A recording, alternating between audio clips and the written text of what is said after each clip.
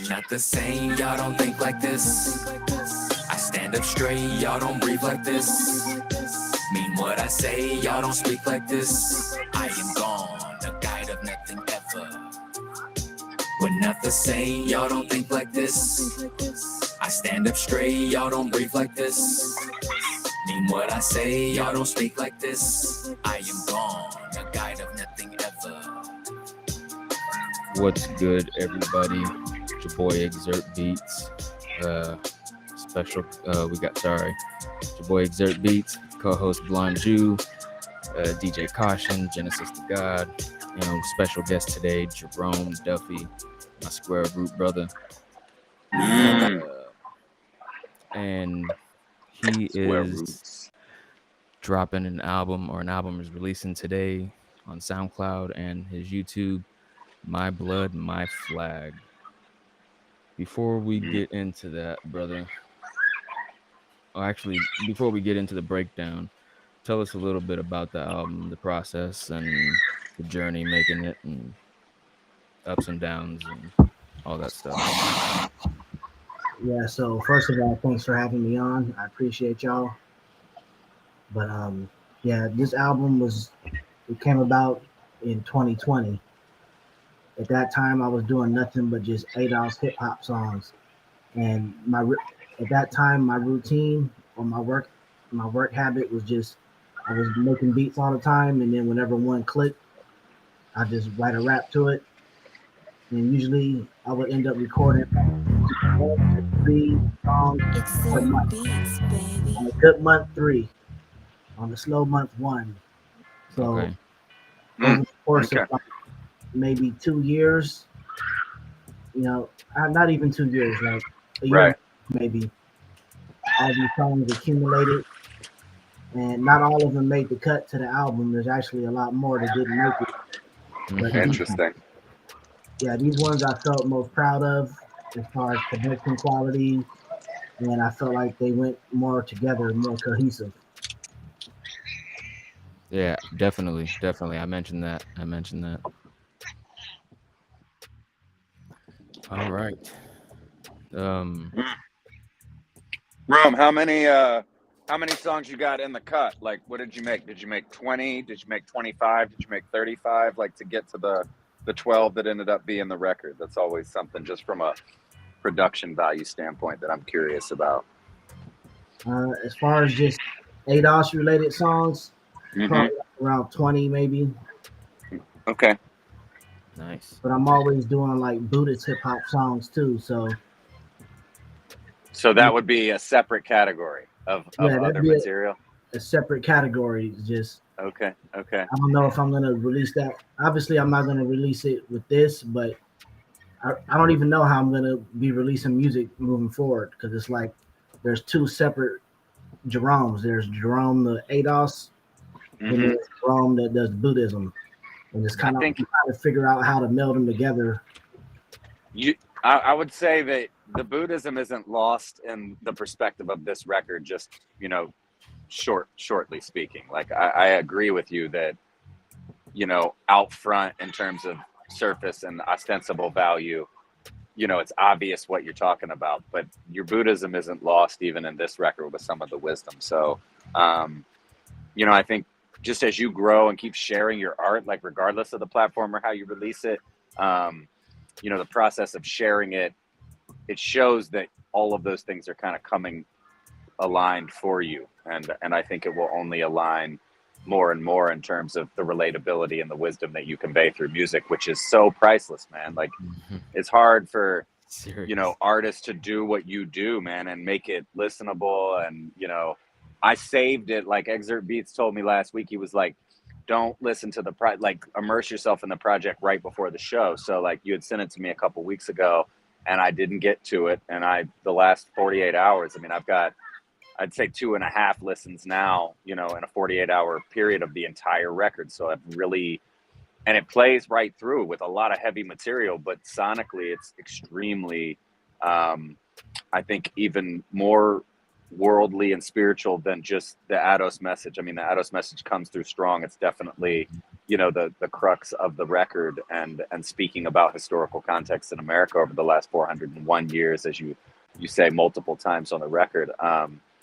But man, it's even deeper than that, and I think it's a lesson. It's a a modern day Bible for those that aren't really listening to suffering, and who's really suffering, and what's really going on in terms of society and societally speaking, and in America especially. So I look forward to hearing more about each song, and talking about some of the notes that Exurt and I have on our listens, and what we feel the conversation can come from that, because it's a conversation starter. I think that's a theme we've had about all of our music, is that why do you make music? And like a lot of people say, I make music because I'm good at it, or I make music because I want fame or money, or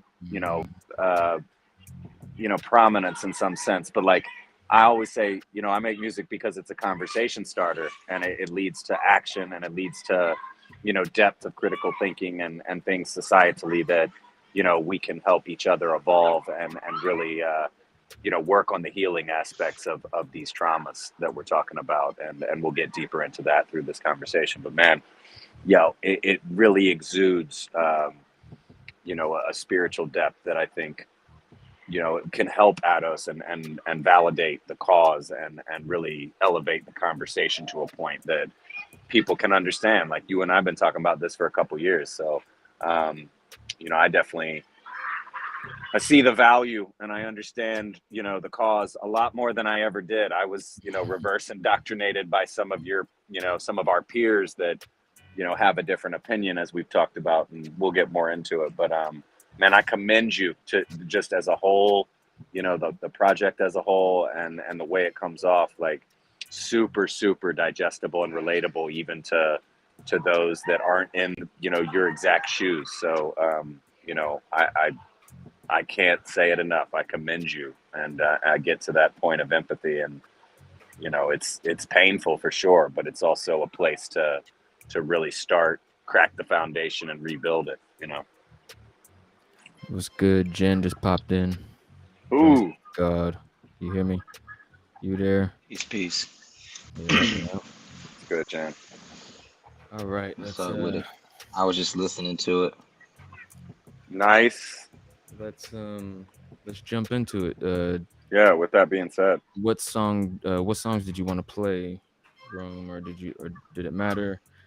Or because whatever y'all want to play. If that's the case, Shoot, play that Only in America. That's one of the ones that's like really like is like a nail in the coffin. You know what I'm saying? Like when it comes to like the contradictions, in the government, and like how stuff is like right in your face, and then people don't really pay attention to it, and just because you're so brainwashed to think that it's normal.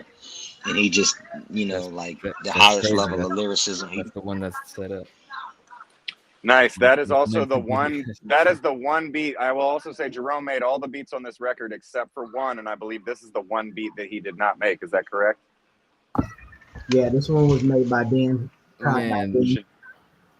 So shout out Den. This is unique for Den too, in terms of production. This beat doesn't remind me of a Den beat, that's crazy. It just it shows how grimy Den can get, and sort of surprise you, because that's an epic beat. And good call, Jen. Good call on the song choice. Yeah, it just makes me feel that much more bad, because he sent me this one to do a hook on, and it's an I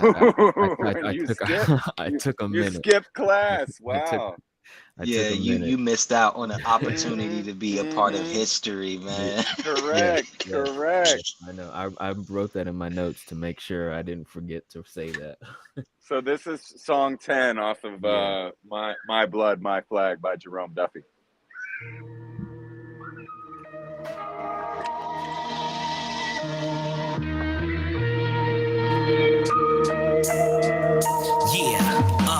Now what if Hitler won the war and they put his face on the money. In Germany, erected statues in every state in the country. A 400-year regime with Jews on the bottom still. That's how I feel, because everyone else's pockets are filled with my oppressors on dollar bills. I'm not afraid to say this. Every U.S. president was either a slave owner or they was racist, including Barack Obama. I know it's hard to face this, but we elected the first black president and he was against reparations. We need a resolution. Only in America do we get symbolic holidays instead of paying restitution. You say you want a revolution, you better be careful what you wish for. Proud boys on standby, ready to die for what they live for. They stormed the Capitol without a punishment. The way they handled it was laughable, and I was loving it. They say it was a scandal by Republicans, but it was a bipartisan collaboration between both halves of our nation's government. These type of things only happen in America.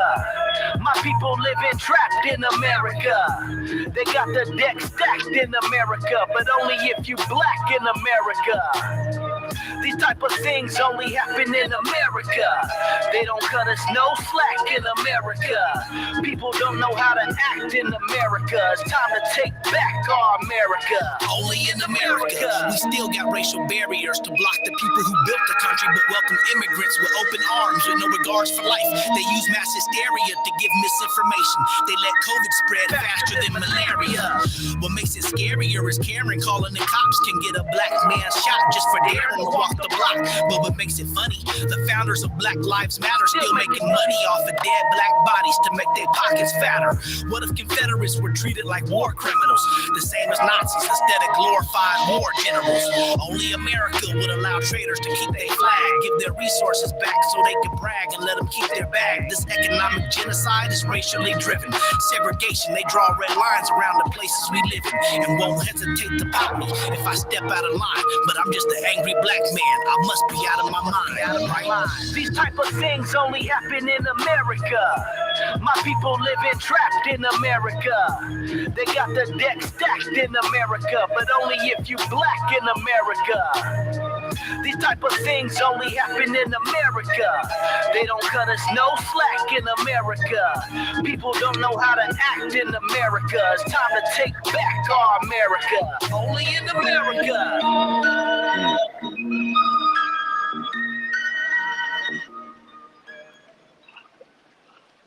Okay, look, before anybody says anything, I want to say this, okay? Because I mean, I'm not even gonna talk about the song yet. I got one more request after this. This is like a key song that has to be played. You gotta play "I Am My Ancestors."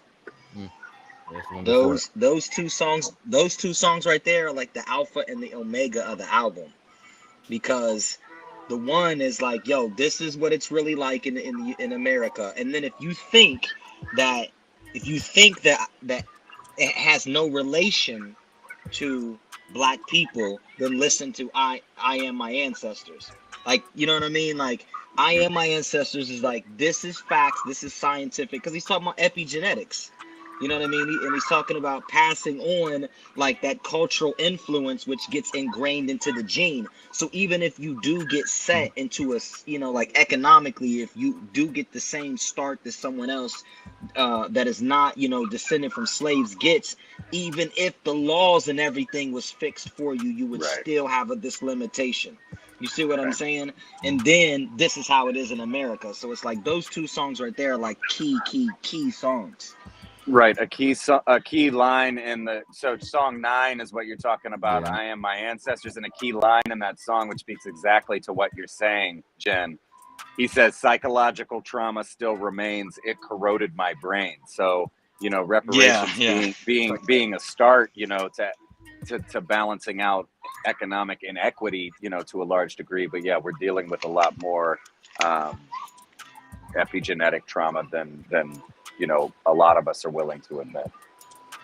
Well, those are two of the biggest arguments is, oh, well, you're not a slave. Well, one, technically I am. And that's what the whole song about America is, like only in America. Like technically I still am a slave, but let's get down to the genetics of me being a slave in that sense too, because I am my ancestors. So if they were slaves, I still have that ingrained in me until I change it. And even if I change it, yeah, I'm assisting my ancestors, but I still have to assist the people that are here with me that are still going through that, because they are my ancestors as well. Like when he said, you know, like you put up your hand, and if I close my hand, we make a fist.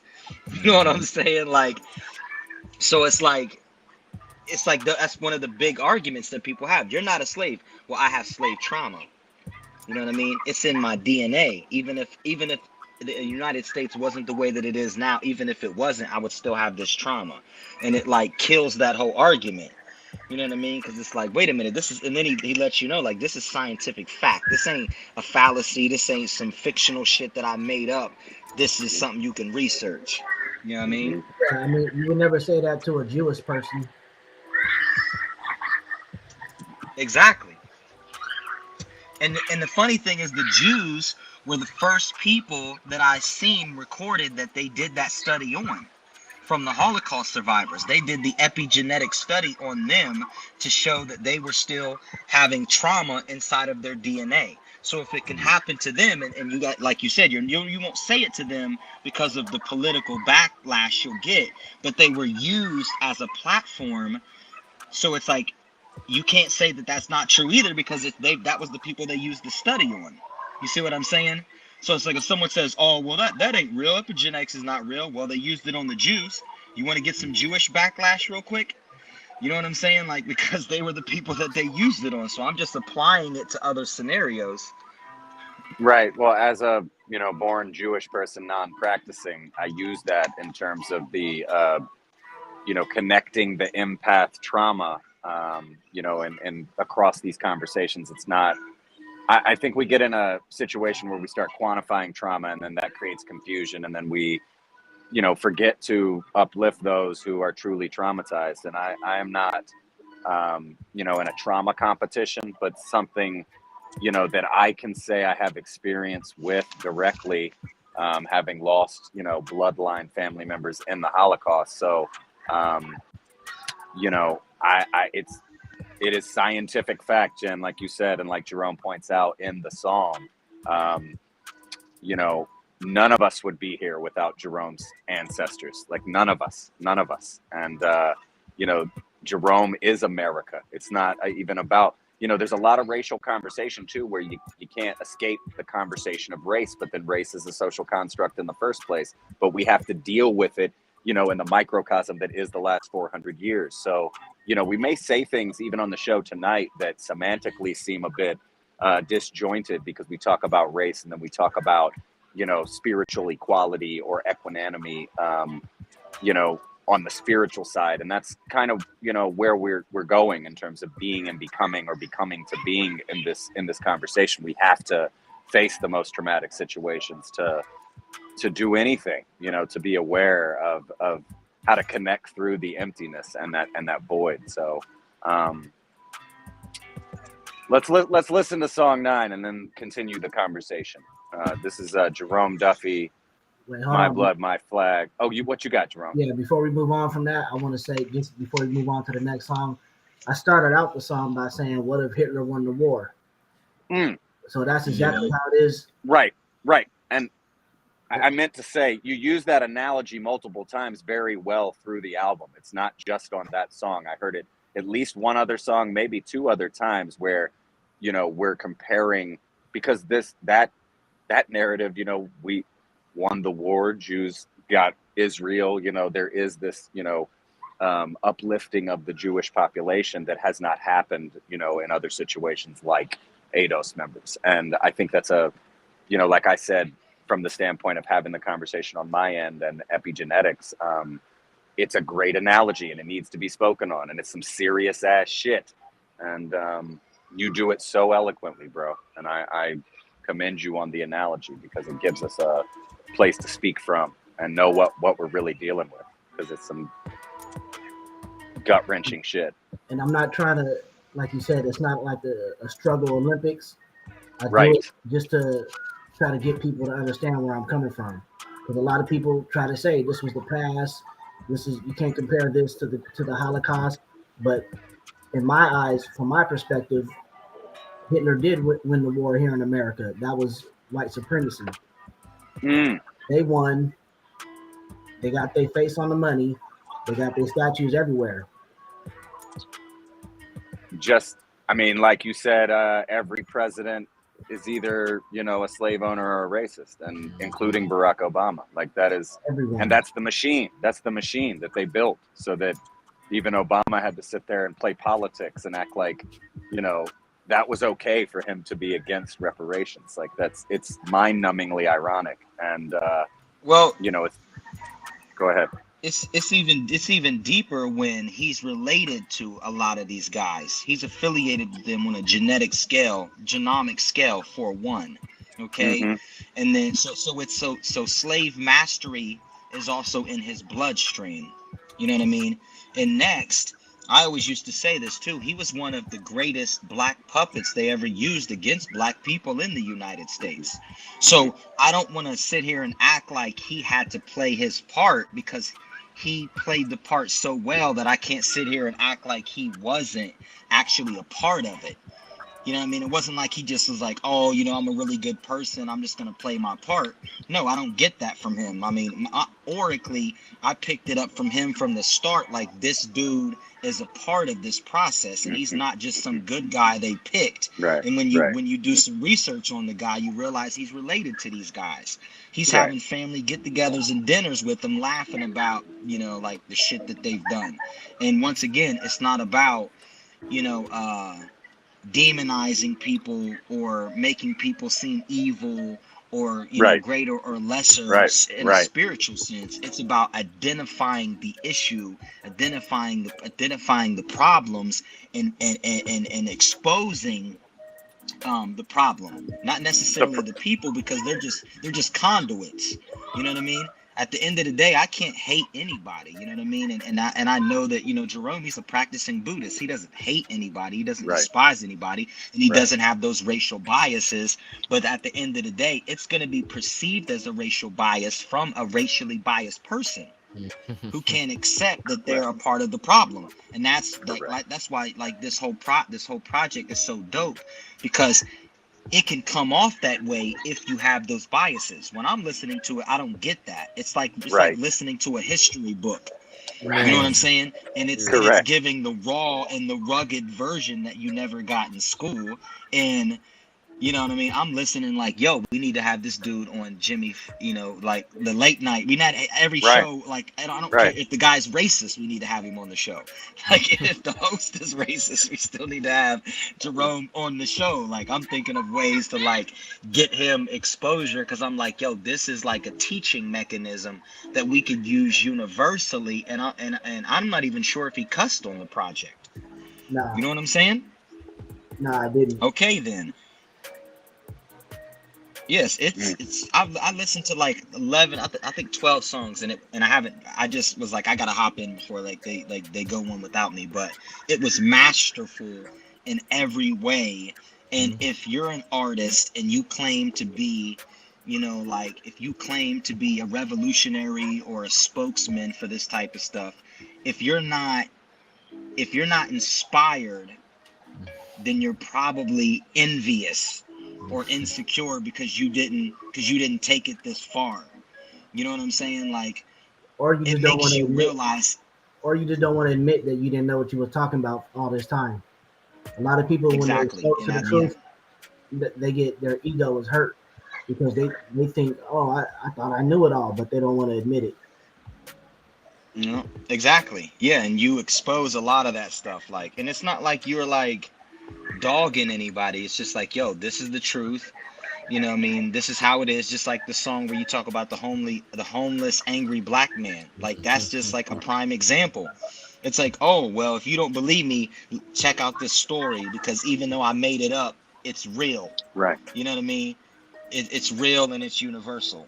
It's the power and personification of the narrative experience that we've talked about too, because we give no credence to the narrative. And when you got a machine built on white supremacy, that narrative gets shut out constantly and repeatedly because the machine is that machine. All right. So with that being said, we're gonna jump into, what was it? You said Hold track on. nine. One more thing. we have to point out the fact that in that song he talked about like having statues and worshiping generals and all of this type of stuff. Like I said, that's part of the programming. People have no idea. It's right in front of your face, and then they get mad when everybody wanted to tear down the statues and stuff, and they're like, well, why are you doing that? Why are you erasing our history? We're not Right. erasing your history. We're just making you realize Oh, that it's like building statues of Hitler and then well, him burning a bunch of Jews and then thinking it's cool. It's like, hey, let's worship this statue of Hitler burning up these Jews. Like, imagine if they had like a place where you go and it shows like the Holocaust and you can walk through it and celebrate it. That's basically what it's like for Black people. That's You what know what it's I'm like saying? every So it's day. like, The in the horrors, South. the horrors of every. I'm not just talking about the Confederate soldiers. I'm talking about every U.S. president. Every U.S. yes. president was a horrible, savage, demon beast. George Washington, he died in the process of trying to recover a slave that ran away, a female slave. Dude had only about 12 slaves of his own, but his wife Martha had 300. That's who became president back in the day because wealth was so powerful. Slaves were so wealthy, or were worth so much wealth. One slave was worth more than a house. So whoever had the most slaves was going to be president. Mm.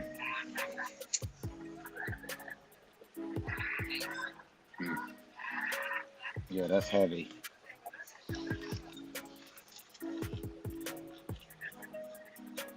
It's unwhitewashing of history too. Like the album could easily be called Unwhitewashed.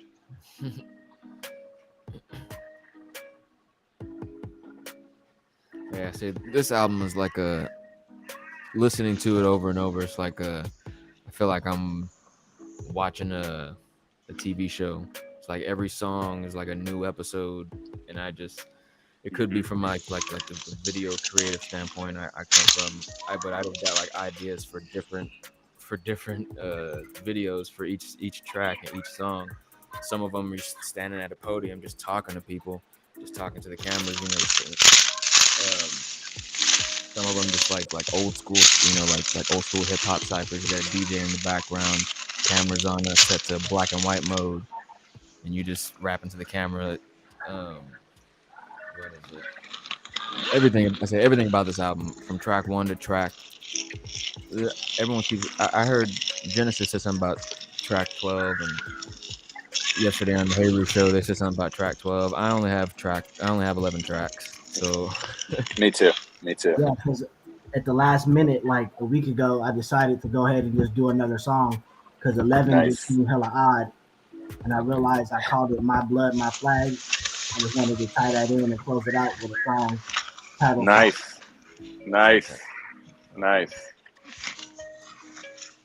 Yeah, I say, what is it? This is definitely pure golden hip hop. Definitely, from the beats, samples, cadences, the flows. Oh, every beat is spiritually moving. I mean, it is boom bap to its like, and it's not just traditional boom bap. It's soulful. It's so soulful. Like the sample choices. I was simple thinking sequencing. I've actually met some people who would not be able to rap on several of those beats that you have. Every beat makes me want to rap immediately. Honestly, like I'm rapping in my head before Rome even starts rapping. Serious. And then I'm like, oh, I better shut the fuck up and listen. Serious. Yeah, I've come across some people where I've sent them just like a guitar riff and some some hi-hats or something, or just like a nice little piano, and they were lost. They're like, you need to put a clap on it. I was like what? Like you can't just do something? Like it don't need it don't need shit. It don't need it. Like, well, okay, all right. Yeah, as I was listening to it, I'm just like wow. Like I think I got maybe like halfway through and was like, man, there's a lot of them that don't have the pronounced clap, on the regular 2 and 4 like right. most beats do. I was like, some of those beats, I just straight took the quantize off and did the snares and the claps and stuff just by timing it myself.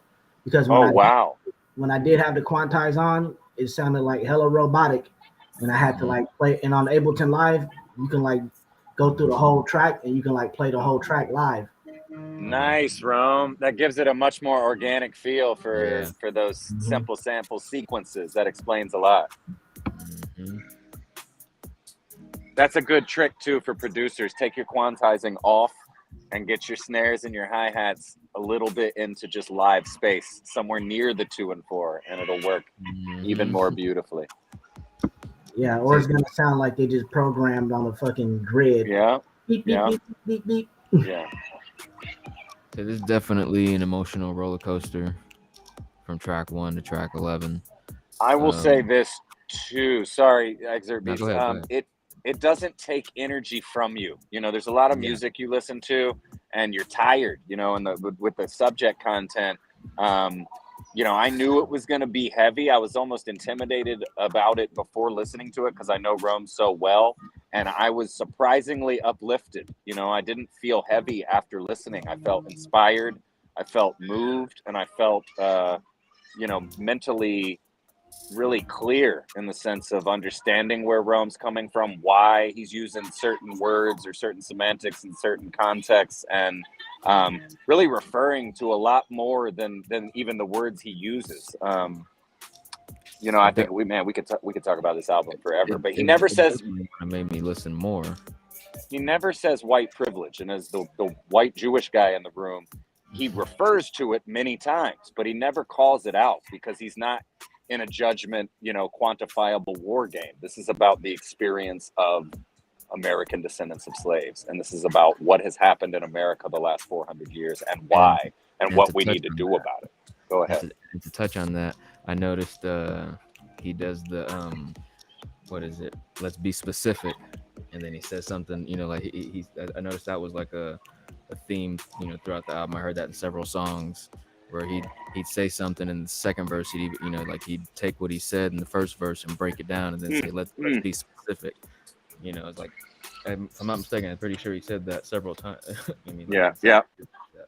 So thematically it works. You know, each song is fresh, has a different perspective and context, but like it keeps you moving and it keeps you invigorated in spirit to be like, man, this dude is, you know, a prophet, for lack of a better phrase. Or the line when he's like, when I say this, yeah, I mean this. Like when I say, like, I think he said that maybe like 2-3 different songs. He said that in a Dig Up the Roots as well. Like when I say, what was the line? Actually, I didn't even write down a line. I just wrote down that when I say part. So I heard it several times. Yeah, it's like he's real specific when he's talking, you know, who he's talking to, who he's talking about. And just if you're not clear within the first verse or so, he lets you know, like, this is who I'm talking about. This is what I mean. This is what's going down. Yeah, I've got a bunch of lines for multiple of those songs we mentioned, but I was gonna say let's play we never played song 9, so let's listen to I Am My Ancestors and keep bouncing around. All right, boom.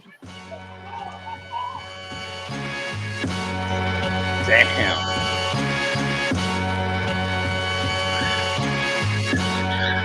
Yo, I'm manifesting the flesh, melanin popping, please, you gotta believe it. You don't need to open your chakra to see it. I'm standing in the shoes, my ancestors paid the dues. I'm a descendant of American shadow slavery. I inherit the bravery and the pain that almost drove me insane. The psychological trauma still remains. It corroded my brain. Now the same blood flows in my veins. There's nothing more American than me. It's in my DNA strain. My unique genetic makeup and experience in the diaspora makes me different from someone who just came here from Africa. Now they know it too. They don't go through what we go through. I told you, we still alive. We can never die like Goku. My ancestors breathe through me. I feed oxygen to my roots so they can feed new leaves. No stopping us, we only need to leave a few new seeds. Then branch out amongst the populace to breed new trees. 80 and West, I am my ancestors. They live through me. Without me, there's no them. Without them, there's no me. I am my ancestors. They breathe through me. I owe it to them. Gotta continue this fight to get free. The apple doesn't fall far from the tree. Why? The tree is the apple, because the apple is a part of the tree. When does a seed become an apple? Harder to see. They both the same, like the waves. It's a part of the sea. You following me? You see where I'm going Yep. Both need each other to coexist. Coexist. Notice this, every line in my palm belongs to them. So when I curl up my fingers, we hold a fist. This ain't no theory or philosophy, it's scientifically proven. We inherit the struggle when I see no improvement. ADOS is a movement. Just try and see what we doing. Right now we need a solution. They trying to feed you confusion and lie to keep the illusion. But my legacy continues. I'm American. I don't care if my legacy offends you. No comparison. We've been here 401 years. Without my ancestors, none of us would even be here. I am my ancestors. They lived through me. Without me, there's no them. Without them, there's no me. I am my ancestors. They breathe through me. I owe it to them. Gotta continue this fight to get free. Yeah, I am my ancestors. I inherit their poverty. I inherit their struggle. The legacy continues.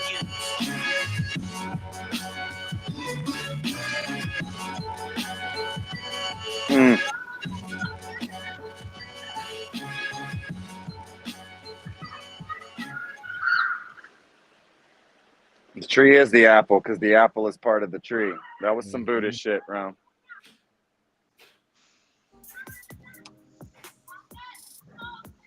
Yeah.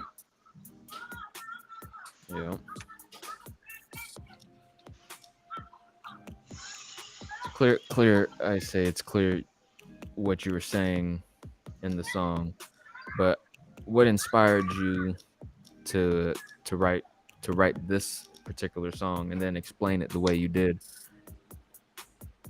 Well, originally it actually came from out of a 4-bar that I did last season in 4-bar. This was actually before I got drafted, and we were doing like the audition tryouts and all that.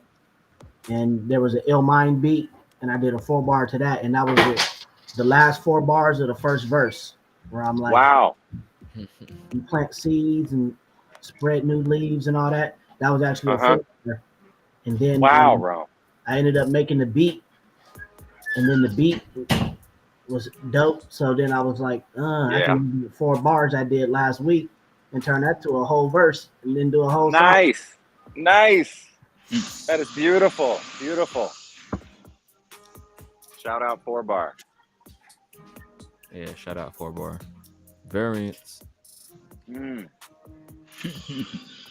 So you started that song too by saying you don't need to open your chakras to see it, which I think that song has more Buddhist undertones than some of the other songs. I felt like that was one where, when I was talking before we even got into listening, you know, you don't hide it. You don't need to hide it. Obviously what's out front is out front, but that song about, there's so many lines that I feel me and my ancestors both need each other to coexist or we won't exist. You know, you're talking about epigenetics, you're talking about the context of what's happened in the last 400 years, but you're also putting it into a spiritual context in the sense that, you know, the universe is all is mind, the universe is mental, like, but not saying that directly in a whole nother sense. So man, I'm so proud of this project, From I feel like it's going to last forever. Like, this is something that will always remind us of what we needed to be reminded of in this time frame, and really catapult us to a more aware and virtually ascended conversation. Yeah, that's cool to have a conversation after this. Just try to get people to want to learn more about ADOS and the movement, about the Black agenda, the reparations roadmap. Since you mentioned that, for those that don't know or might not know, what does ADOS stand for, and how do you what's the correct way to pronounce it? Because I noticed you mentioned ADOS. There's not no real official way to pronounce it. It's an acronym. ADOS is the acronym. People, you know, they for shorthand they say ADOS or ADOS because it's easier to say than ADOS. Yeah. But it's American Descendants of Slavery, and we emphasize the slavery part because slavery was an institution. It wasn't just people that had slaves. It was an American constitution. It was the ground base of what this country was. There would be no America without slavery as an institution. And then the American part, see, before it was just DOS. We used to just call it Descendants of Slavery, but we had to put that America in it because we are American. Like, there's really, I said it in one of the songs, ain't nobody more American than me. Nobody else immigrated here except for white people who have immigrated hundreds of years ago and have, breeded amongst other whites. But basically everyone else came here and they still identify as Irish or Mexican, whatever, Latino, African, Jamaican. Adolf is something different. Like we were literally made here. Once we stepped off the slave ship, we became something else. Then we came from different countries all across, mostly Western Africa, right? Came here, we got raped by a bunch of white people, so our DNA is completely different from any other country. You see what I'm saying? Like we're genetically made here in America. Nobody else can say they was made here except us. It's like a whole different breed. We a different breed. ExurtBeatz, baby. Right, and let's take that conversation to beyond the semantics of race, because in the first song, in the intro, is I think what you're referring to. You said, it's one of the last lines in the second verse, but you said, I just want to be American, don't want to be white, don't call me black if you want to be right.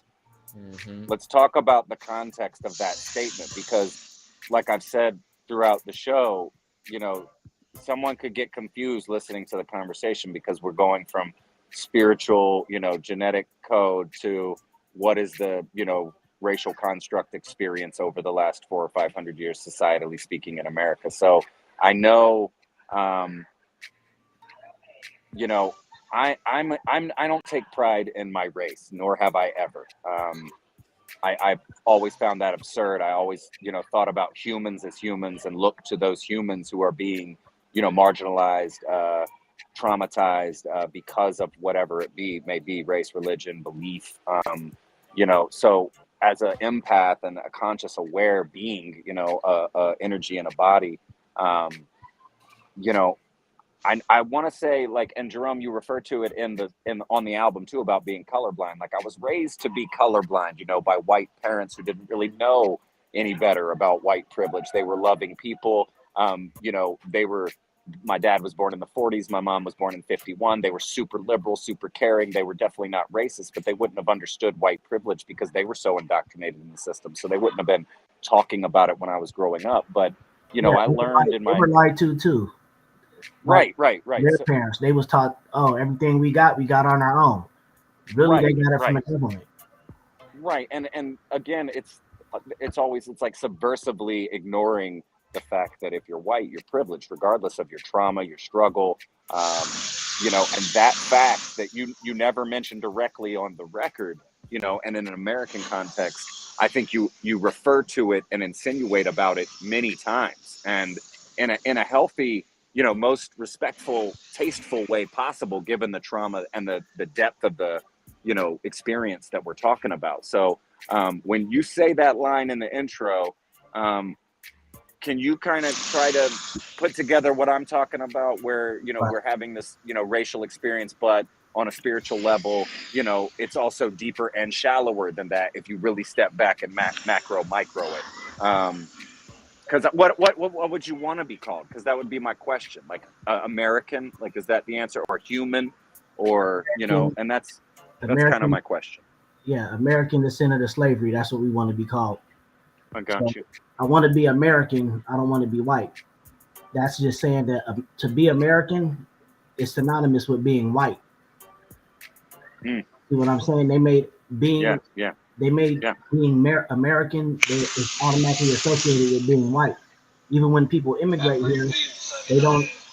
In their vision, their mind, what they consider the American dream is a white family. Everyone that comes here is trying to be white. Let's be honest. Right. They trying to be white because that's what they was taught the American ideal is. Well, I'm saying I don't want to be, because when we come out as $8 saying that we're American, people, you just want to be white. You don't want to claim Africa. It's like, why would I leave what I built? Why would I give up what my ancestors bled and died for?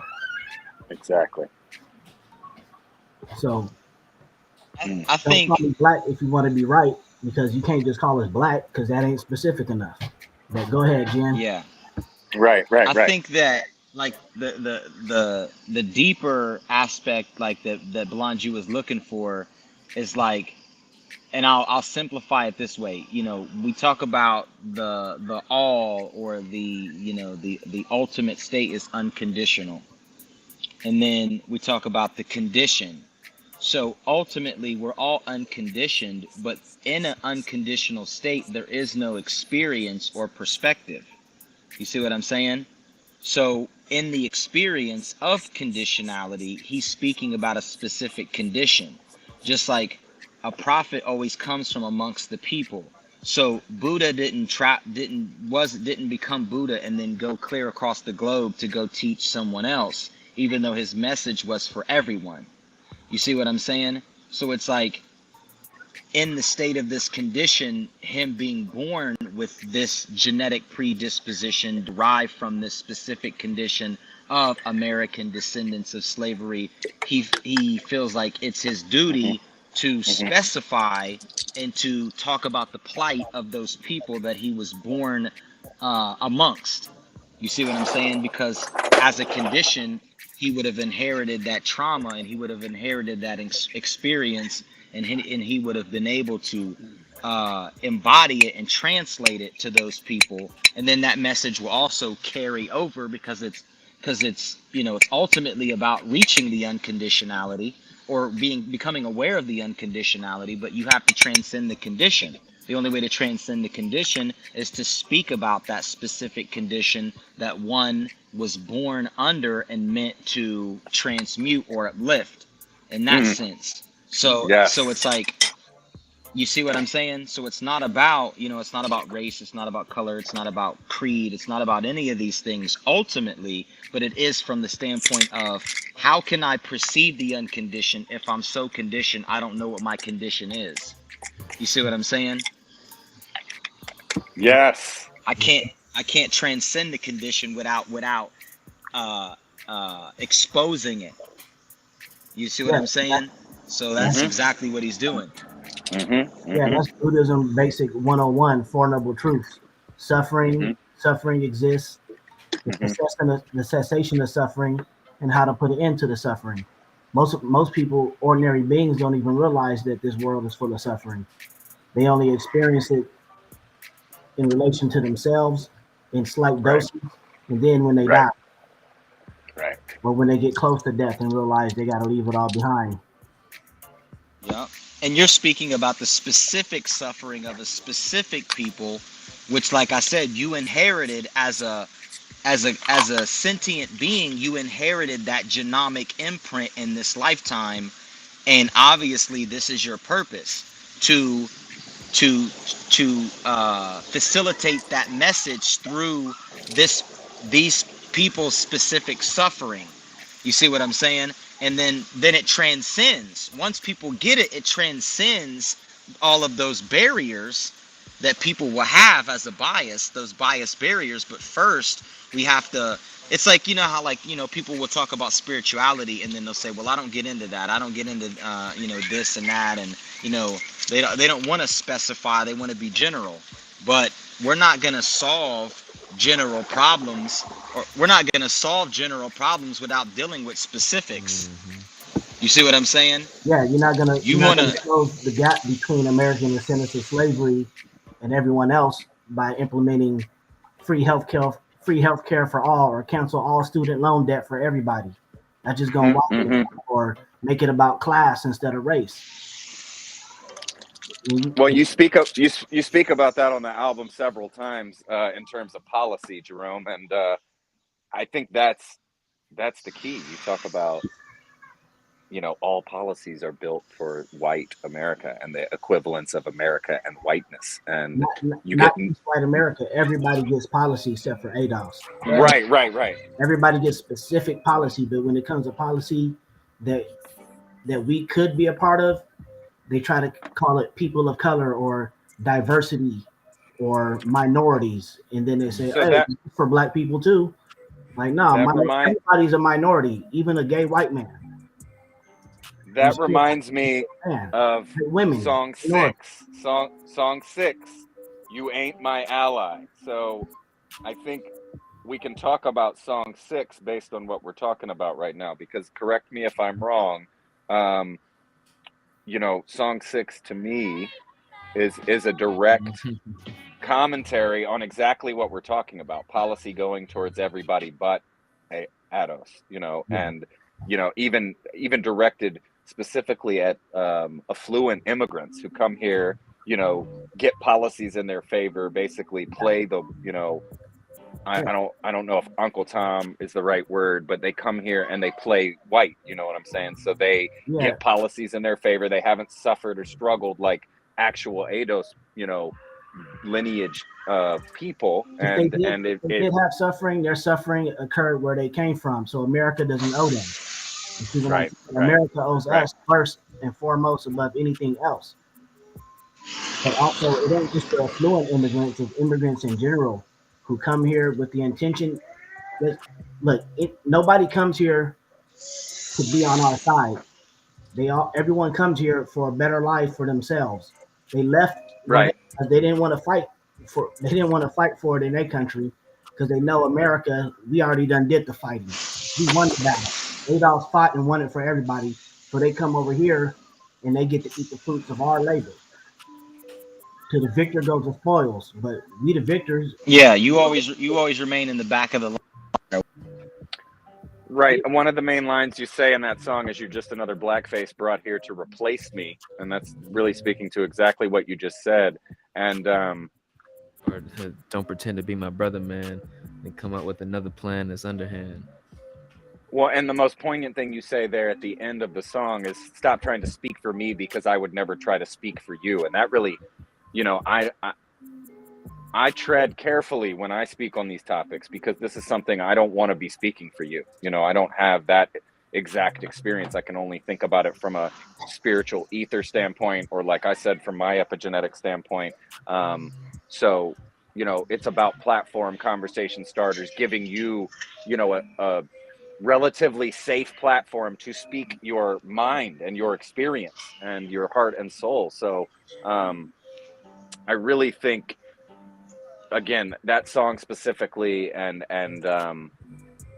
you know, the whole album, you're calling for policy. You're like, hey, you know, quit fucking us over at every turn. We've done all of this work and we still sit here at the bottom of the totem pole. And when we say something, you know, you're mocked for it, and it's absurd. I mean, it's the balance is so out of balance. Like he says, you know, that's what we have a tribe now, but we didn't draw a line. Just exposing the line you already drew. Exactly. I suppose you didn't want us to find out what you already knew. I literally have that right there. When black immigrants come here, they don't come here to be part of us. They don't come here to join us.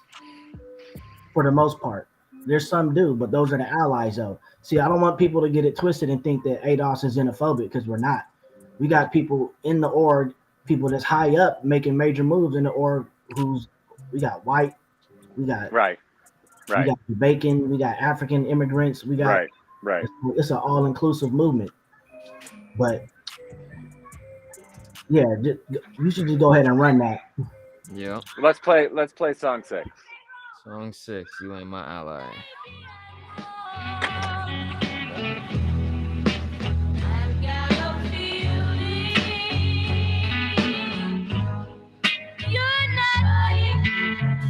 Look, maybe I'm wrong, but I got a feeling you ain't no ally. You just another blackface brought here to replace me. Another blackface put in place to erase me. This strictly ADOS. We ain't doing that melanated madness. Yo, America's my motherland. We contributed more than any other man. I understand you from another land, but don't pretend to be my brother, man. Then come up with another plan that's underhand.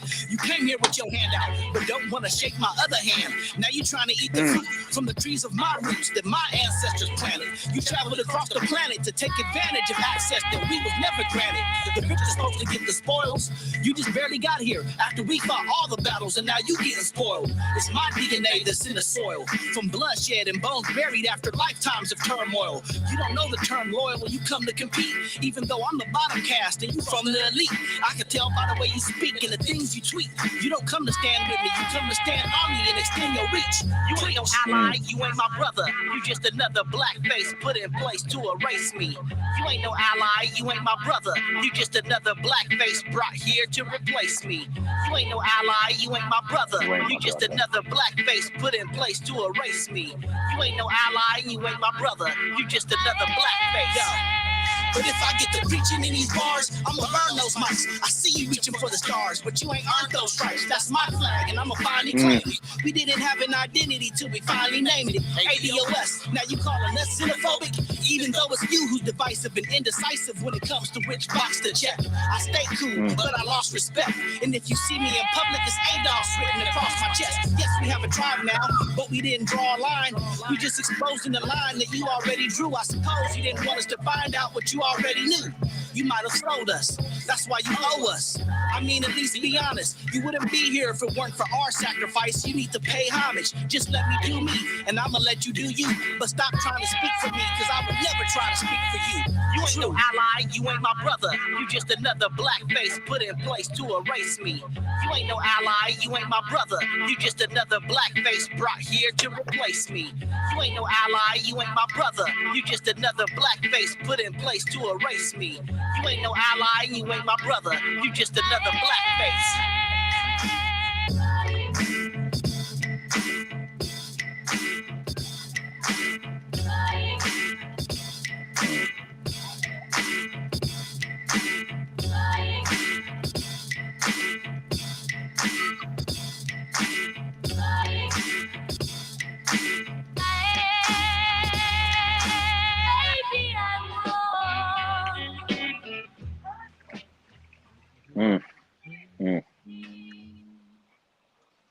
Hey, that was one of the beats where I didn't use no quantize on none of it. Insane, Jerome. Everything, because when I tried to, it was just sounding off. So I had to do it with no quantize. And it took a long time to do that too. Insane. But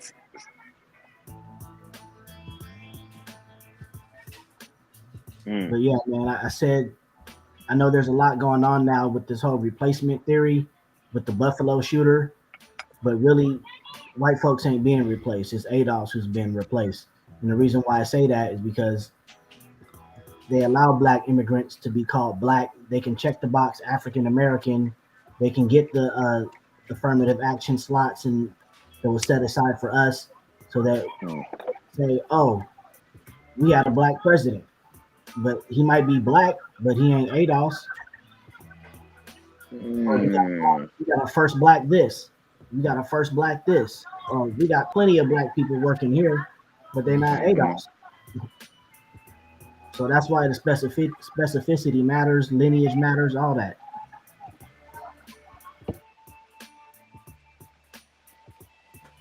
What are the songs that we talk about the intro? I love how we've been bouncing around. Yeah, exactly. I mean, I've got a ton more. Whip cracking. That was one of them with the Jerome, can you shout out a couple? I know Martin Luther King is on the record. I know Malcolm X is on the record. Can you shout out the couple of quotes you use? Like, I believe Martin Luther King is at the end of the intro. Is that correct? Yeah. Right. That was from his speech called Another America. And that was the speech he got killed for. It wasn't his I Have a Dream speech. Because in this speech, he's talking about getting economic justice.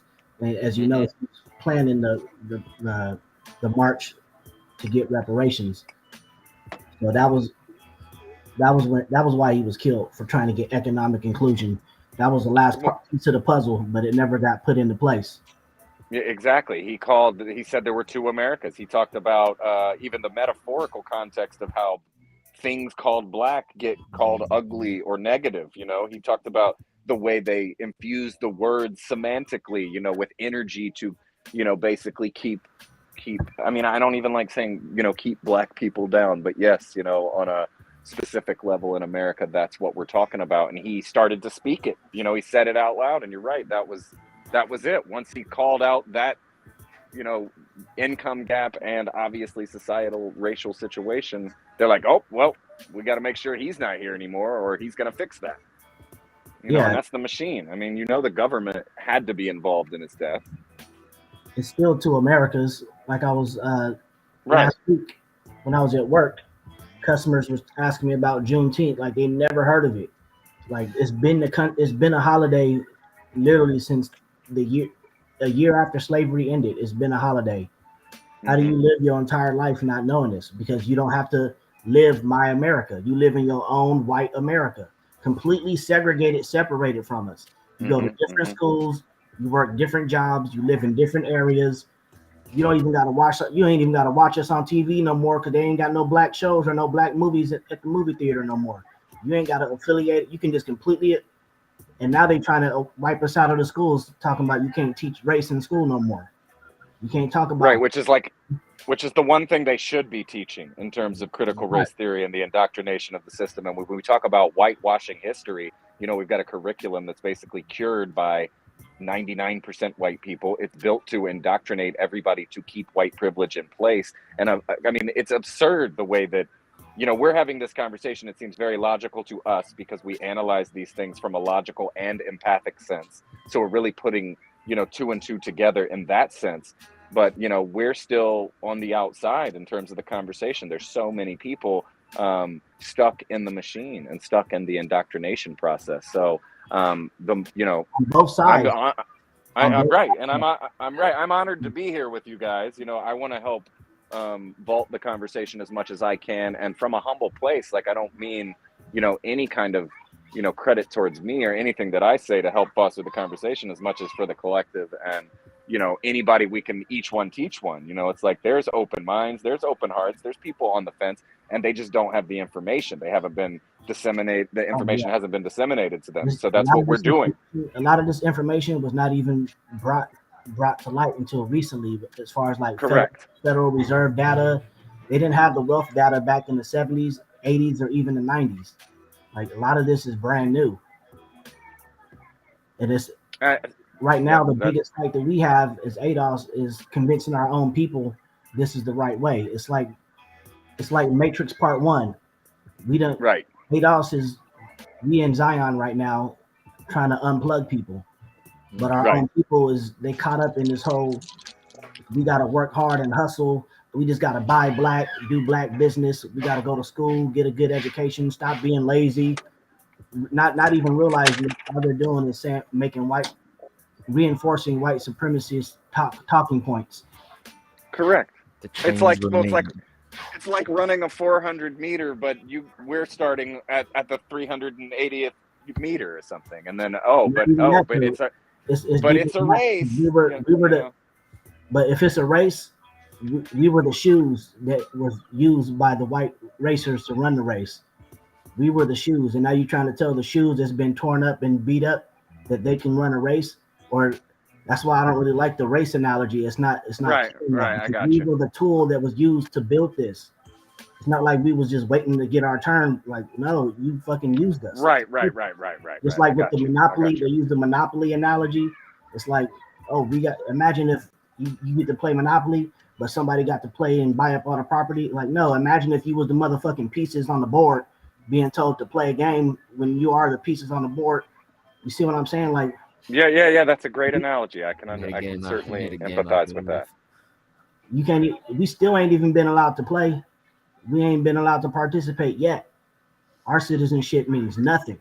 We have no rights here. You can kill us right now and get away with it.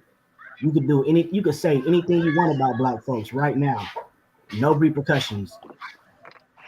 That reminds me of a line from one of the songs that I have abstracted out. So I believe it's going to be, it's Chains Remain. So this is song 3. And in Chains Remain, you said specifically exactly what you just said in a bar. You said it's still legal for cops to murder me. And, subsequently right after that, we're still the backbone of this democracy. And that really summarizes what you just said. I think it'd be appropriate to play song 3, Chains Remain. Yeah, run that one. That's Fannie Lou Hamer that's talking on the quote. Right. And I wanted you to shout out. Say her name again, please. Fannie Lou Hamer. That's where the whole inspiration from the album, the title came from. My Blood, My Flag. Fannie Lou Hamer. Can you talk about her a little bit? She was an activist in the South. She grew up in Mississippi, sharecropper, but she was very articulate. She was woke. She knew what was going on with her people, and she had a deep love for her people, and she was willing to stand up and fight for herself, and not just fight for her people in general. Time period? Are we talking, fake Reconstruction time? No, 60s. You can find videos of where I got this video. That's where we got the audio from.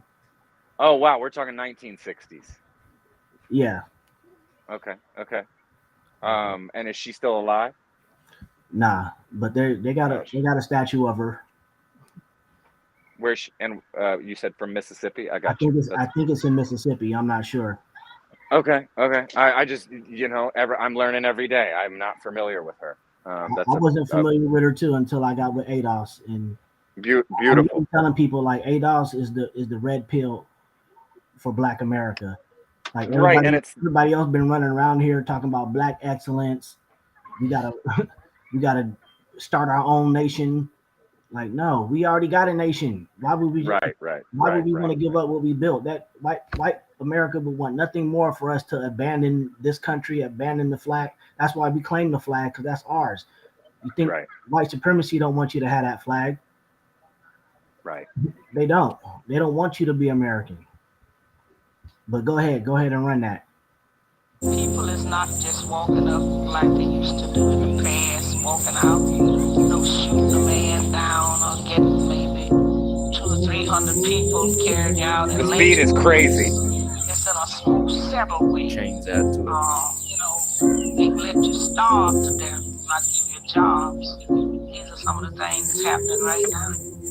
Yeah, times change, but it stays the same. The change remain. Novocaine couldn't numb the pain that's in my veins. A rare breed. DNA says we ain't the same. I'm mixed with European. Plus, I gotta live with my slave master's name. With no inheritance, I get the claim. Cause every generation gets re-enslaved just by a different name. And it's a shame how they flip the game. The decadent veil making it hard as hell to recognize we live in chains. We fought Jim Crow and segregation. Soon as we got civil rights, they opened the borders up for immigration. They tried to replace us with imitation black faces. The chains remain to restrain us with limitations. And we still don't have no liberation. No other nation in history has seen these levels of mass incarceration. The Confederacy lost the war, but they really didn't. Because besides owning slaves, they never had to change their way of living. The change remain, I can feel the pain in my veins. The change remain, I can feel the pain in my veins.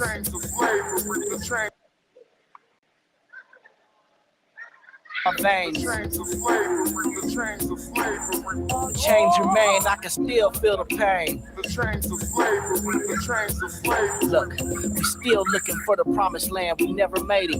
We still segregating. This racial wealth gap is real, you can see the data. Still on the bottom of every metric you measure, it never got any better, it's forever getting worse. It's a curse to be assigned the status of a bottom caste citizen at birth. We the untouchables of India. We the Jews of Nazi Germany. It's still legal for the cops to murder me. We still not where we deserve to be. We still standing in the shoes. My ancestors paid the dues. We went from being the most valuable property to still not owning any property. We're still the backbone of this democracy. We built this economy. We're still the running shoes everyone else gets to use to run in this economic race. And we still in last place after 400 years. So don't call us people of color. We don't have no peers. The change remain, I can feel the pain in my veins. The change remain, I can feel the pain in my veins. The change remain, I can feel the pain in my veins. The change remain, I can still feel the pain.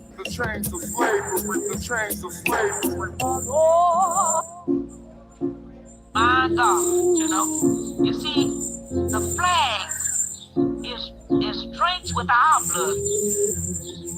Because you see, so many of our ancestors was killed because we have never accepted slavery. We had to live on it, but we've never wanted it.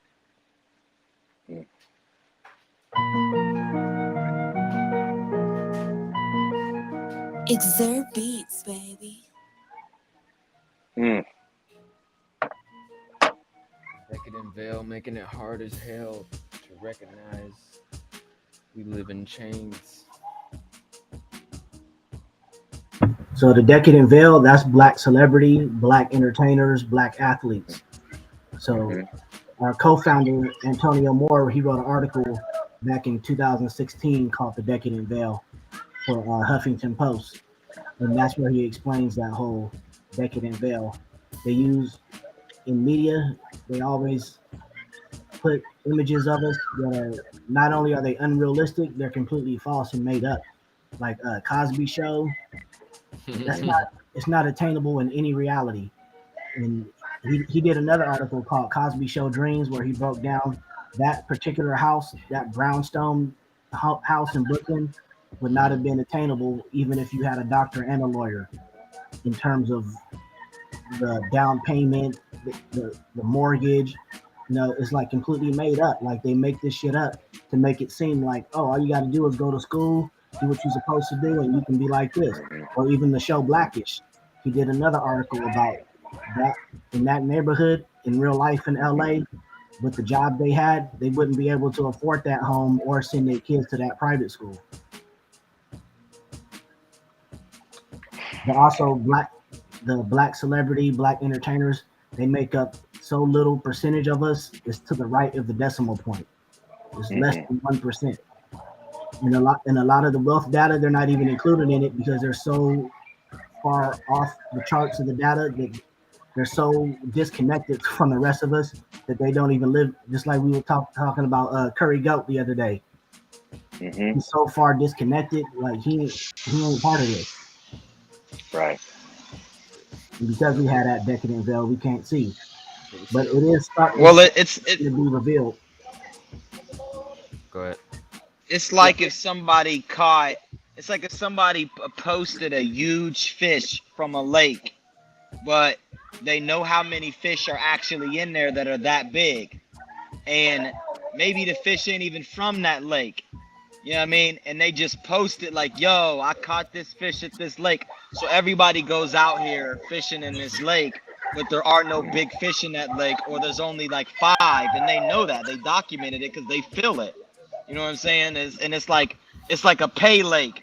So everybody pays to go to this lake, and every so often they'll throw one big fish in there, maybe. You know what I'm saying? But it's after... on their brochures, though, on the covers of all their brochures, they're gonna be like, "Come to Lake Chittiwawa. We got the biggest fish in." Exactly. What lake was that, Rom? Exactly. What lake was that again? Chittiwawa. I love it. I love it. I love it. Love it, man. Yeah. But you know, it's like all you need is a visual image to make the majority believe that it's possible. Like if I can make if I give you one image, I can make the majority of you believe, no matter how unrealistic it is. All you need is a visual image. It's the lottery too. It's the lottery. You know, the lottery is a microcosm of what we're talking about, and why everybody plays the lottery. And you know who plays the lottery the most? You know, poor people. It's right. So who's the poorest? Right. I mean, I'm you know, I got to be tactful on my end, but you know, that's the machine, that's the system working exactly how they want it to, and trying to avoid these conversations. You know, this is the conversation that can at least start a larger conversation, because that's all we can do right now. And I don't want to say that. I don't want to say that. That's not all we can do. We can do more. Yeah, but they gonna tell you though, if you got the best fishing line, you got the best pole, you use the right bait, you can catch a big fish just like this. Right. That's what kind of what hip hop did to black folks though, especially like in the 90s. That's what they're doing. That's what they're doing right now. Yeah. Buy these hundreds of beats for $25. You'll be the next I'm a producer. I produce for Snoop Dogg. I produce for Right. XYZ. I get those emails every day. Transfer. Well, I mean, the machine is that powerful. What's the line? Like, I don't want to. I mean, the phrase Uncle Tom. Like, I don't want to call Stephen Curry an Uncle Tom necessarily, but there's a certain level of the machine working so deeply ingrained in terms of how, like you said, a privileged Black person might be born into the system and then completely detached from the empathy side, the narrative of what's really going on here, because they've been programmed with a whitewashed history and they have no reason to even identify with struggle because their existence was so privileged. And I'm not, I keep using the phrase, I say Uncle Tom because, for lack of a better phrase, that's what the machine wants. The machine wants as many Uncle Toms as possible because it props the machine back up and prevents this conversation from happening. What is your thought on that, Jerome? Because you don't use that phrase, but I feel like you maybe insinuate, what that phrase stands for, societally speaking, in a lot of situations, in a lot of cases. Educate me is my question. You can look at it in context of just being a bootlicker, or what you call them, a butter biscuit eater. Okay. Oh, you said that. You said that multiple times. I got you. Butter biscuit eater. You know what I'm saying? They trying to get their little cheddar biscuit. They trying to get the bag for their own. I heard self. that. They're not about collective uplift. They're about their individual self, and then they perpetuate the whole. If I did it, you could do it. I'm your inspiration. Not knowing that they had a unique opportunity that everyone wasn't privy to. So let me throw out a name. Like, would you put Oprah in that category? Is Oprah the top of that? She's correct. She's one of the top butter biscuit eaters. Right. I got you. I just want to be clear for anybody listening. And I'm not even throwing shade as much as this is fact. This is how people move. You see how they move. We gotta analyze, experience, and speak on it. And it's not judgment as much as awareness. Yeah, they're like a buffer to make white America feel comfortable. We're right to justify atrocities, to justify I got you. So they can say, oh, these Black people are doing good, so these other Negroes must just be lazy. They don't want to work. Exactly. Yeah. They're just stupid. They don't know how to. America, exactly. There's no racism no more. Y'all just lazy. Exactly. Yeah. If you stop listening to that rap. I don't know how many times. Right. Yeah. Right. Well, and the irony of the rap that you put on this record, the irony of how much information and soul and experience is transmitted to transmute in the future, in the perceived future. So, we'll keep having this conversation, man. We've been here for an hour and 20. It feels like we've been here like 20 minutes. Before it gets any further. I've only used like 10% of my notes too. Yeah, let me let's cut the segment real quick. Let's do this What's Your 15, get these What's Your 15 out the way. Oh, do it. I still got more notes as well, and I don't know how far it's gonna go. I mean, I know I'm not gonna use them all. I feel like we've done a great job conversationally so far. I mean, it's empowering, to enlightening to me. I appreciate the wisdom and perspective from you guys. All right. What's your 15? Are we all playing, or is this just for Jerome? This is just for Jerome. I got you guys last time. Okay, good. All right, Jerome. I asked you a series of questions. Answer them to the best of your ability. This is gonna be fun. All right. Question 1: if you can go back in time and change one thing, what would it be?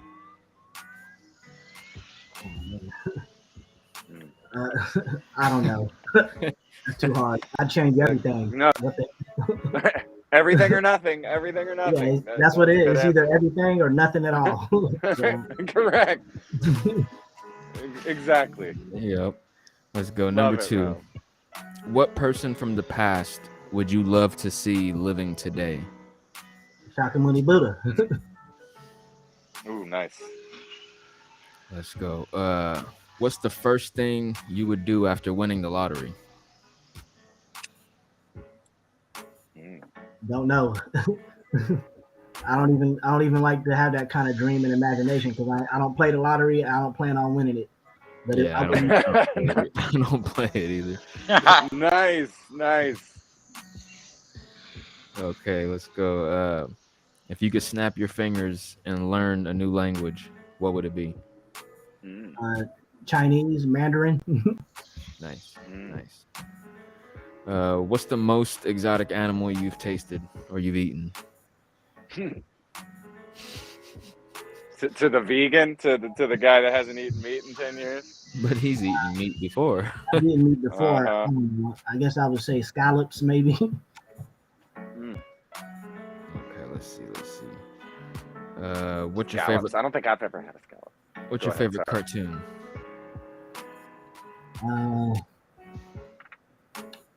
Popeye the Sailor. Wow. Love Okay. Popeye. What's your favorite movie? Barry Gordy's The Last Dragon. Nice. Mm. Who would play you in a biopic or a biopic about yourself? R.I.P. Chadwick Boseman. Nice. Nice. All right, these next couple ones, you got a choice, one or the other. You got to choose one. Cake or pie? Cake, Pancakes or waffles? pancakes, Curly fries or potato wedges? curly fries, Yeah. Marvel or DC? Marvel movies, DC Comics. Nice. Wow. Yeah, definitely. Good answer. DC cartoons too. They way better than Marvel cartoons. Yeah, I agree with that. Huh. Sunrise or sunset? Sunrise, And another meat question: wings or nuggets? neither. All right. And question number 15. 200 years from now, someone finds a vault with everything you've ever documented: songs, diaries, music videos, etc., albums. They find this album as well. They get about 2 weeks to go through all that stuff, just absorb everything. What do you think they'd say about you? Oh man, That's a great one. I think they'd say this dude was ahead of his curve as far as hip hop. Before him, nobody decided to speak on none of this in hip hop. Agreed. Not this bluntly and not this directly. Not this Not afraid to say specifically. this. Amen, Rome. Yep. Thank you for doing the What You're 15. Yeah. Let's play another song from the album. Which one you want to? I prefer. I like You Don't Want to Compete With Me. I like that. Go ahead, Love run it. Let's go. I also like Dig Up the Roots a lot. Let's And do. you're not good enough. And you're not good enough to lead. Sorry. Yo, yeah. You got. I like all the songs. Yeah. My phone's about to die, so I gotta go. But I love y'all, man. I appreciate the conversation. We Jerome, love you murdered you. it. This is one of the best albums ever. Thank you. You know, that's why you're in my top 5. So you just proved it to everybody. Yeah. Jen, you are the man. Thank you for being here. We love you, and love to your family and everything you got going on. Happy Father's Day. Yeah, I love y'all, man. Peace and blessings. Happy Father's Day too. Father's Day, bro. Genesis Yeah, happy the dad. Father's Day to y'all too. Yeah. Thank you. Peace. One love. All right. So, what's up? What track did you play? I mean, any of the 3 we named. Let's go with You Don't Want to Compete With Me, though. Let's go with You Don't Want to Okay. Compete With Me. Because before we play it, too, can I say, Jerome, this song to me is the most explicit about income inequality, the inequity based on what has happened in the system. And, I didn't realize I wasn't being seen. And I would say this is the most direct reference to white privilege throughout without ever saying white privilege in terms of the way you speak on the system. And, you know, as the guy in the room who can say that, and, you know, I feel like, you know, I you know, this is between us and whoever's listening, but it's almost taboo for, you know, a black person in America to call out white privilege, and then the system just shuts you down, and the system's so white supremacist and strong you don't want to that, pull you the know, card. right, and they'll throw it back at you. It's I just mean, I like, can't you know, I can't even acknowledge my own existence and how I'm being treated. right, exactly. And I mean, as you know, somebody who feels that pain and is aware of it, and you know, I want to help elevate the conversation. So those were my basic notes that weren't quotes of bars, but just the vibe I got off of this song.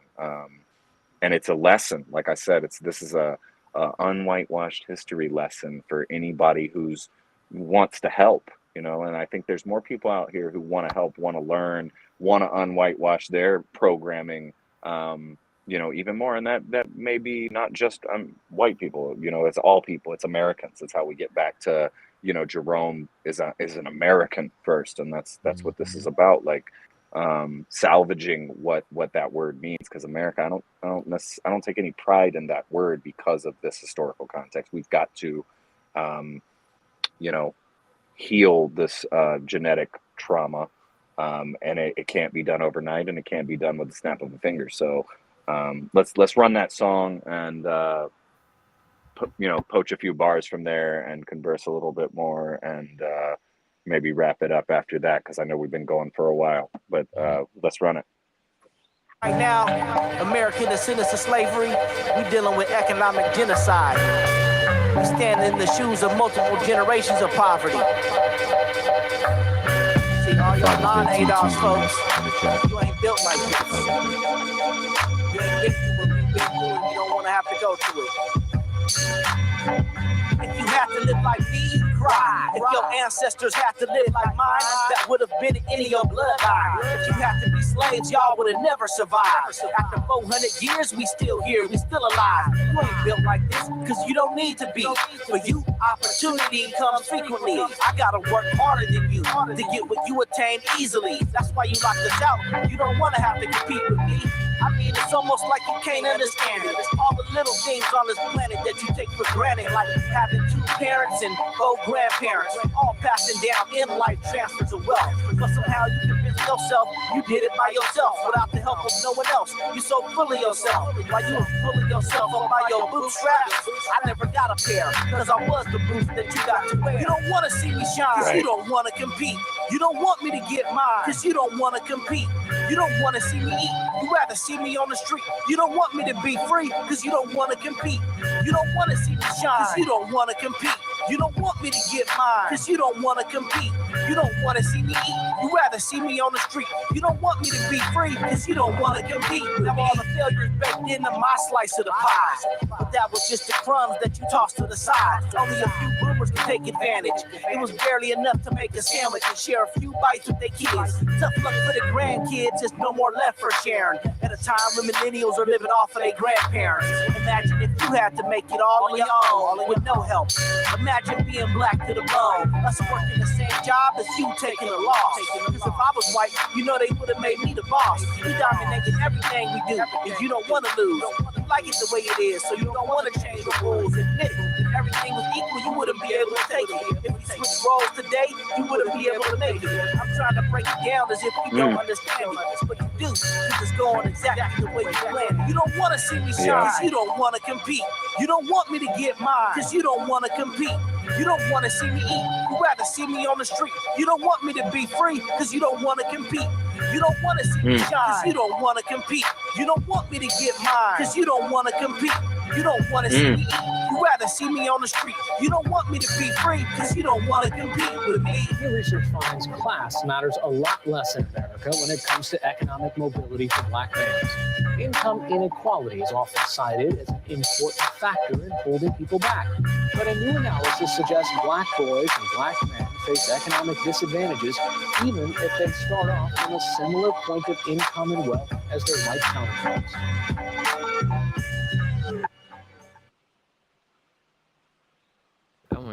That's just so soothing to the ear. Like it makes you want to listen to it over and over. And which is the the fact that you're spitting like so much knowledge on it as well. It, it's yeah, it's a great It's combination. Perfect combination. Go ahead. I mean, it's a a beautiful, representation of the struggle that you're dealing with and we are dealing with, because that's the issue, that they want to take out the we, and continue to act like everybody can do what everybody can do, and it's nothing like that. And you said a couple of things, millennials living off their grandparents, that if I was white they would have made me the boss.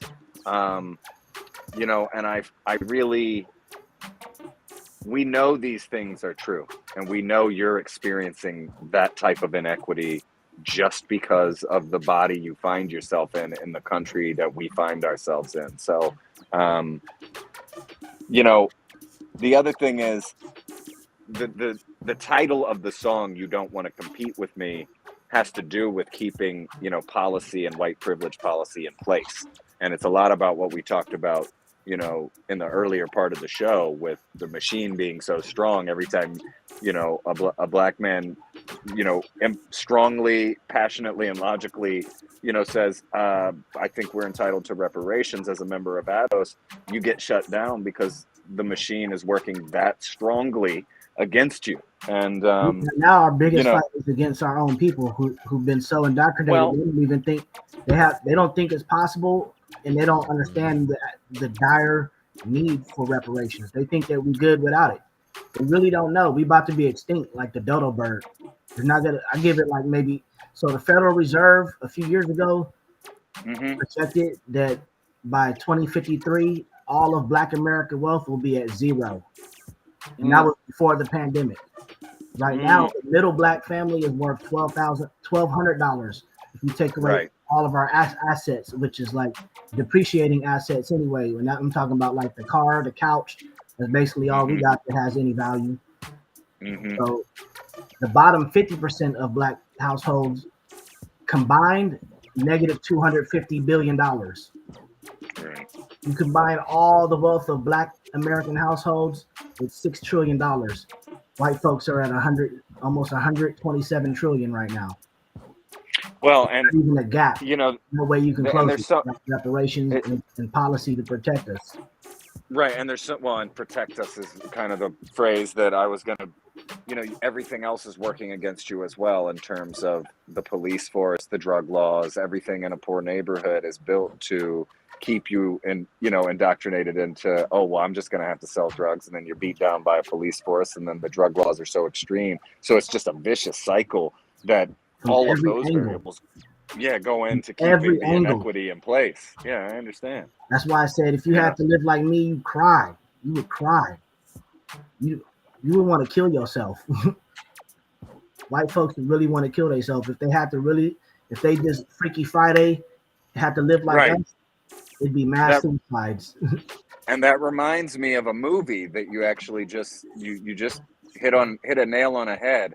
There's a movie, an independent film in the 90s called White Man's Burden, and it is actually that exact Freaky Friday scenario, which John Travolta plays a poor white man, Samuel L. Jackson plays a very rich, wealthy, well-endowed black man, and in that society, it is the opposite. And I do implore white people to watch this movie, because that's something that put me on the path early in terms of understanding and empathizing, and I wasn't even necessarily consciously aware of like enlightened speech, but I understood a lot about that movie on a subconscious empathetic level, that once I got to a more aware place and an articulate place, I do recommend White Man's Burden. It is an independent film that nobody talks about, from the mid to late 90s, with two amazing actors that really put it in perspective. And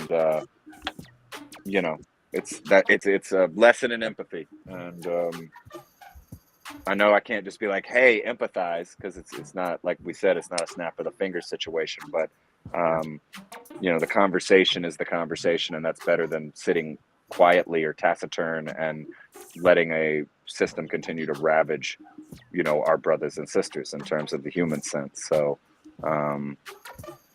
we're here, and I'd rather be here having this conversation than sitting quietly and pretending like these things did not exist. So, Right. And I call it you don't want to compete with me because white folks, they don't want to have to compete with us. Like they don't want their kids, they don't want our kids to go to the school with their kids to have a fair fighting chance. They don't want things to be equal, because if it was equal, they know they get surpassed. And the reason why this is not like we're genetically superior than y'all. This is just that we've been hardened. Because we have to go through what we go through, we're put to the test. You see what I'm saying? It's like if you're in the realm of like boxing, you don't get to just start out and fight the top. You see what I'm saying? You got to work your way up the rank. But white folks, they get to surpass all the struggle, all the, you see what I'm saying? They get the agreed. A lot of stuff. They don't, but it's really doing them a disservice. You know what I'm saying? It's making them weak individuals. Yeah, and falsely inflating confidence or ego in certain scenarios where the playing field was never equal. So when a real one does come around, it's like, oh no, that's what a real one looks like. I gotta shut that down quickly because that's my competition. I can't compete with that. It's like I said, if we work in the same job, that's a loss for you. Right. It's like you should be doing way better than me considering all the advantage you got. And if I was white, I would be your boss. Correct.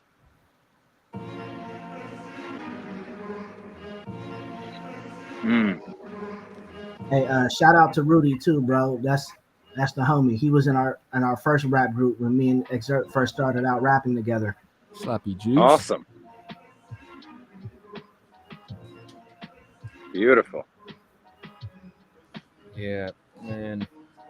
Seriously, I say, as a brother, a friend, a partner in rhyme, I've heard a lot of these songs, like in their rough draft stages, and I thought they were dope. When honestly, everything you sent me is pretty dope. However, this whole project very inspiring, man. From the album cover, the color you chose to do the letters and the track list, all the samples you used to make the beats, all the audio samples you used for the beginning and the end of every song.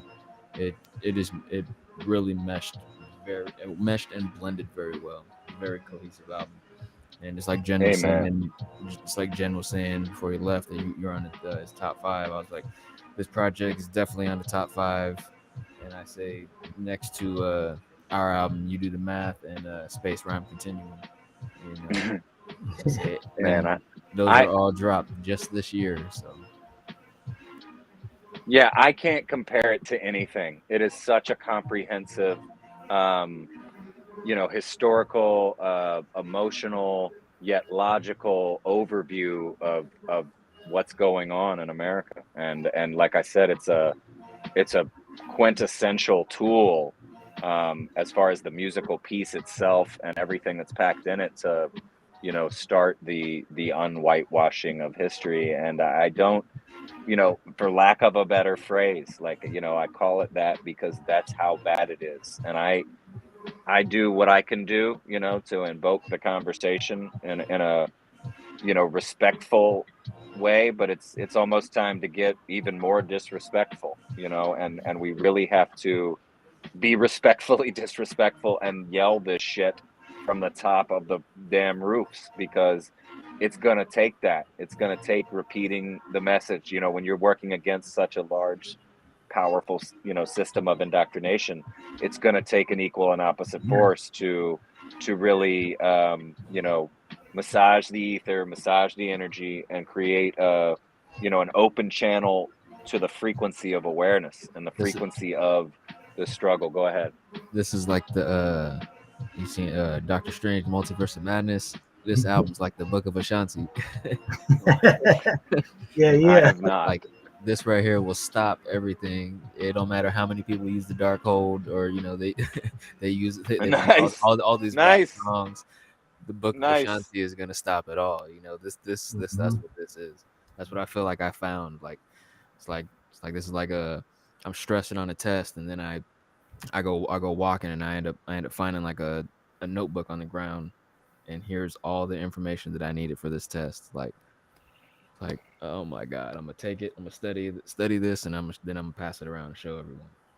Like, Man, hey, Mm. right now my biggest struggle is trying to get this across to my own people. This is like ADOS. We're in the very beginning stages. Right, We right. we finna roll out the chapters this summer. I've Uh-huh. been part of the ADOS Bay Area chapter, but we've been on hiatus for a few months because we Uh-huh. getting real tight and real organized with it now.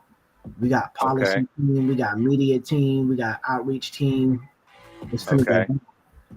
And right What's your now, next Ado? Oh, go ahead. oh yeah, right now, like I was saying, our biggest struggle is convincing our own people, bro. Like this is crazy. Just like you ever heard the Harriet Tubman quote? I freed 1,000 slaves. I could have freed 1,000 more if they would have knew they were slaves. Right, right. It's the same. That's what we're dealing with right now. Like black people really don't get it. Like y'all really don't get it. We finna be gone, bro. Mhm. Like it's about to be. Mhm. It's already game over. There's nothing we Right. can do individually. Millennials got it worse than anybody in history, bro. We living at the same black home ownership rates since 1960. Like there's been no Mm. progress, none. Mm. Mm. But they're gonna keep using the decadent veil to boost up the top zero point one zero Right. zero 1%. Right. Widening the gap, destroying the middle class. Even. I mean, it's there is no middle class. That's a joke. And already just I'm not gonna say nobody's names, but already just in the last few days since we've been having this conversation, people have Uh-huh. hit me up on the DMs talking about I feel you and all this, but we ain't gonna get reparations. It ain't gonna work. We got to do this. We got to do that. I'm like, Well, you brand new to this, so I can direct you to the website. I can direct you to some data, right. and And everything you're saying is really it's escapism, and you're trying to put the blame back on us. Like there's nothing that we can do to make our situation better. Otherwise, right. we would have done it already. Well, let's use our conversation from a year ago as an example here, Rome, and we can finish the show strongly and powerfully with this awareness and wisdom and knowledge. Because, like, you and I first started having this conversation about a year ago, and it wasn't that I was against, the purpose of Atos. Like, I've told you this before, I was always a big Talib Kweli fan, so, I was sort of reverse indoctrinated by him constantly saying Atos is trash and this and that. So as a supporter of hip hop and a huge fan of Black Star, I followed Talib for 20 something years. And when he would say that, I would be like, oh, well, Talib knows what he's talking about. So, Atos must not really know what they're doing. But like when I did the research, talk to you about it, look at the numbers. I mean, obviously I'm for reparations, I can't be against any of your model in terms of what you're doing. But remember, the first thing I said to you was, I'm not against the process or what ADO stands for, but I don't trust the government enough to say, okay, this is our only route. So, what I was trying to do was also privatize, something to help, concurrently. And that was really my goal. And I think I can articulate it better now than a year ago when we first started talking deeply about these topics. And I definitely have warmed up, to the whole platform. I understand the precarious situation you find yourself in, and attempting to educate not just your own people but people in general, to get to a point of understanding and being empathy and then understanding. The two begat each other hand in hand. So I'm a much more empathetic to the cause, and because of my understanding, and well, I don't want to quantify my empathy. I've always been very empathetic to the cause, but more aware about the numbers, more understanding of the variables that we're dealing with, and of course, I'll help support the movement as it grows and as it enlightens, itself to itself, so that others can relate and connect to the movement. And I'm not going to take somebody's word for it that I respected.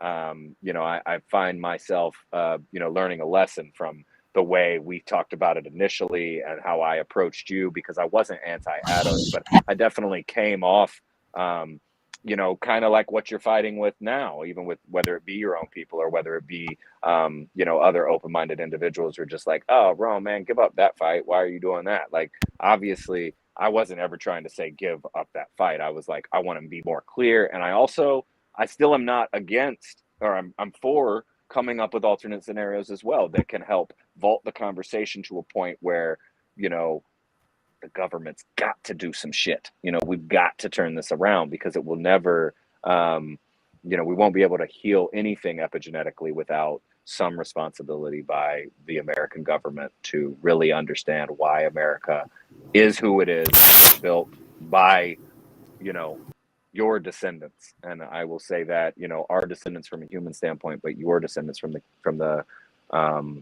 you know, case of the last 400 years of trauma-based living. So,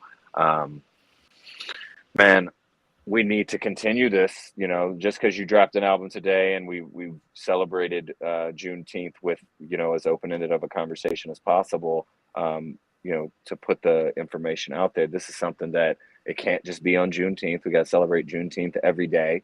You know, we've got to talk about this as much as possible whenever, and maybe not when the situation calls for it, because we're going to have to break some walls. We're going to have to cross some lines and do that as, you know, respectfully as possible to inherently change the system from within, because we can destroy it all we want.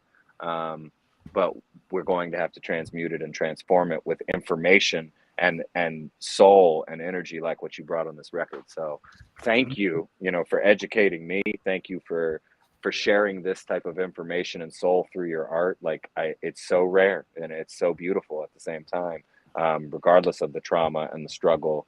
And, you know, the truth that you are speaking is beyond, you know, quantifiable measure, and it's just very necessary. So keep doing what you're doing. I'm humbled to have your friendship and your support and whatever I appear to be endeavoring for, but obviously, knowing, you know, my energy, my endeavors are our endeavors. So, I don't do this for the shine either. And, you know, hopefully one day we're getting some collective shine because we're shining light on these, difficult conversations to have. So, you know, let's make it easier. Let's make it less difficult. Let's make it less taboo. Let's make it more approachable and relatable. And we will. I have faith in us and our experiences and abilities to do that. I can go on and on, man. I'm just honored, and I love you guys. And, you know, our work is never complete. So it's been a humble honor to participate tonight. Yes, it's been great, man. Thank you, man. I appreciate y'all. Don't forget to go to adolphfoundation.org, find out what we about, see what we doing, educate people, spread the word. You know, it's a long game that we're playing, because we're in the very beginning stages of trying to convince people this is the right thing. Like, it's a long game, because, like you said, the indoctrination is so deep and so rooted in people's minds. Like, it's just like when slavery was going on. How long you think they was fighting to end slavery, or even with civil rights? The people, MLK wasn't popular when he was alive. Right. From the jump too, and from the jump. Same with ADOS. Like, we're not the right thing is not the most popular thing, right. but we do have the moral high ground. Agreed. I say on that note, this has been another episode of The Guides of Nothing Ever with your host, ExurtBeatz, Blonju, Genesis the God, and DJ Kaushun, with special guest for pilot episode 14, Jerome Duffy. Just released his album, My Blood, My Flag, on his YouTube and on his SoundCloud. And let's go. We are out.